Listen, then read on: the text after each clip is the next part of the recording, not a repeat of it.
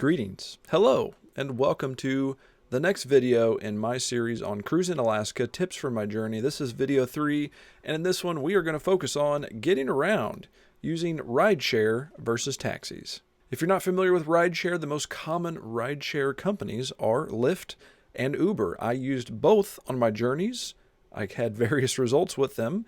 So if you are brand new to these are a way for you to use your cell phone to essentially hail a cab from anywhere. You open up these apps, you search for a destination where you want to go, it gives you different options, and then you can select your drive. And also with that, it tells you exactly what you're going to pay. So to provide you with a more concrete example, I'm going to go through each one of these different apps, and we're going to look at the first ride that I took whenever we landed in Seattle. We wound up using a taxi because taxis are very convenient whenever you're in populated places where people often need rides. The two examples of places that we use taxis: number one, whenever we landed in Seattle, we got in a taxi because it was right there waiting for us. We didn't have to queue up a Lyft or an Uber. We just got in the car and we went. A lot of times after a long day of travel, you just want to get to the place that you want to go as fast as possible. We saw the taxi there, so we took it. If we would have used Lyft or Uber, we would have had to open the app, figure out a ride, book it, all of that stuff. So we went with a taxi in that case. The second time that we used a taxi was whenever we came back from our cruise and we took a taxi from the cruise port to the airport. And that worked out well as well because we didn't have to wait. The taxis were literally lined up around the block waiting to pick up cruise passengers to take them wherever they needed to go. So those are the two times that we used taxis. Other than that, getting around in Seattle, we used Lyft and Uber. In our Alaskan ports of call, we didn't have any excursions where we needed to use Lyft or Uber, but they were options, but we just didn't use them. So that taxi ride from the Seattle airport to our Airbnb cost us $65. Let's open up Lyft first and let's see how much that ride would cost us, just to kind of give you also a tutorial on how to use these apps if you're brand new to them. So when you open up Lyft, this is what you're going to see. Where are you going? You're going to click there and you're going to type in the place that you want to go. So it will automatically know where you are at. You can always change that. If you don't want to be picked up by your Lyft at a certain location, if it's a different starting location, maybe you're going to walk to dinner and you want to be picked up from there and you want to arrange the ride, you can do that. I am not in Seattle now, so I can still do this from here. So just know that you can pick any starting point or any destination.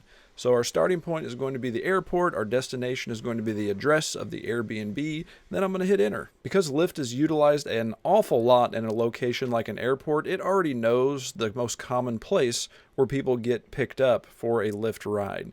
So if it tells you, hey, like we think that you're going to be picked up right here and it's an airport, a very common place, just go with that. But if you know that maybe you're going to be somewhere else, you can always drag around on the map to maybe like the Hilton Seattle Conference Center. Maybe you're going to go there and grab a bite to eat before you get on your Lyft. You can always do that. But the most common pickup spot is going to be the first one that Lyft picks. So we'll just leave it right there and we'll click confirm pickup. It zooms out, it shows you the route, and now we get to see all of the different options that we have at our disposal. And this is why I like Lyft and Uber, because you do have lots of options. I was traveling with my parents, 2 other people, and we had quite a few suitcases. We had 6 suitcases between us. So really, we probably needed a bigger car. And that's the kind of taxi that we wound up with. So I could select this extra large. It would be $61.63. And it says that I'm going to be picked up in 6 minutes, which is awesome. And it fits up to 6 people. So $61.63. I'm going to make a note of that because we are going to compare this rate with Uber as well. And this is also the place as well where you can schedule this. So if you want to go ahead and schedule your pickup for a specific date and time, you can do that in advance. You don't have to wait until you're actually at the location to do that. All right, let's look at Uber and do a little price comparison. So it's the exact same setup that we saw in Lyft, so that's good for y'all. If you are worried about having to learn 2 different apps, they're really the same thing. They set up in exactly the same way. Seattle Airport to our Airbnb at 1315 South State Street, selected on that, and then we get to see the map.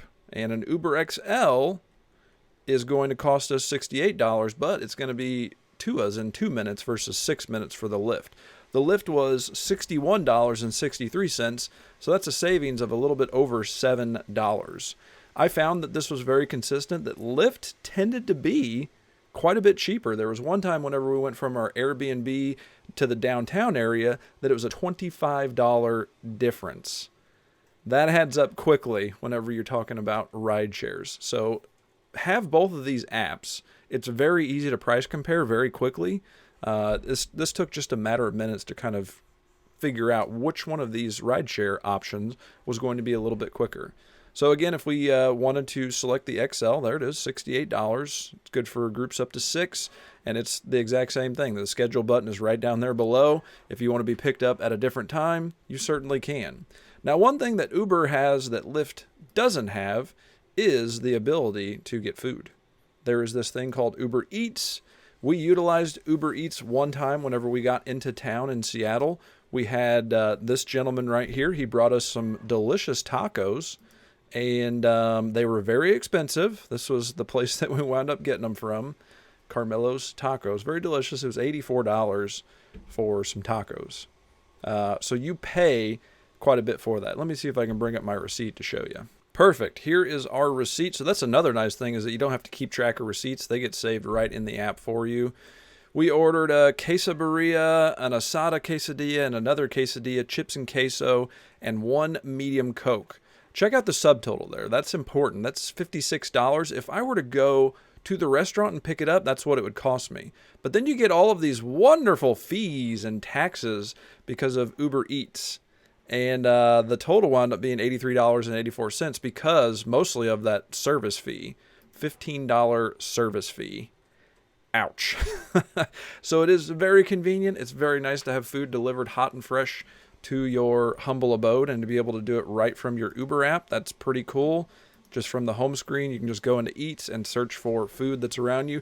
But you are going to pay for the privilege of that convenience, so be aware of that. So I think that we've already covered cost comparisons and reliability. My best advice there is to just have the Lyft and the Uber app and to be able to quickly price compare between those different apps, because the prices definitely vary, as we saw there. Taxi was a little bit more expensive than both of them, but you pay for the convenience. The taxis are just right there in highly populated areas like airports, like cruise terminals. You don't have to wait. You just get on. At the end of the day, we were happy to just get on the ride and go towards our destination. Accessibility considerations, that is certainly something that is nice about Lyft and Uber, as you saw, that you could pick the specific kind of vehicle that you wanted. And if you had some accessibility issues, that is something that you can dictate within the app on whether or not you want to be picked up by a small car, if you can handle that, or if you need a larger vehicle because you've got a wheelchair or something like that in tow. And I think we've probably already covered safety and convenience as well. Just like my very small sample size, again, 2 taxi rides, those 2 taxi rides were in the worst vehicles. The vehicles were still okay, but they weren't as clean, they weren't as new, they didn't have as nice of amenities, and the drivers were just a little bit not to my liking, I guess. They were very talkative, very loud. They played loud music. It just didn't seem like they had as many considerations for me as a passenger for whatever reason. I don't know why that was. But whereas our Uber and our Lyft drivers, very clean, very new automobiles, lots of space. They were friendly, but they weren't overly friendly. They helped with the bags. The gentleman that drove the taxi on both times, they helped with the bags as well. So I think that you're probably going to get that in either service that you get. But at least from our small sample size, I felt like the service that we got was better with the rideshare, the Lyft and the Uber over the taxi. So really, that's it for the video. That is my best advice that I can offer, is to just download both of those apps, try them out. If you've never done a rideshare, it is really cool. My parents had never done a rideshare before, and they just thought it was really nifty that I could open up my phone and request a ride no matter where we went. We did consider getting a rental car, and a rental car would have cost us around $150, which would have been cheaper overall, but you also have to consider, when you go to a place like Seattle, parking and the stress that you're going to have of trying to navigate a place that you're not familiar with. And we all ultimately said, thank goodness we did not rent a car, because getting around that city is not the easiest thing. People drive quickly. There's lots of lane changes, lots of construction, lots of things going on that you need to be aware of. And then there's not a ton of parking. So we were really happy to pay the extra money to have somebody chauffeur us around. It's not like we travel every day. So we went and we did it in style. And I think that that was the right move. So thank you so much for watching. I hope this has been helpful. And as always, I hope now you are more tech wise.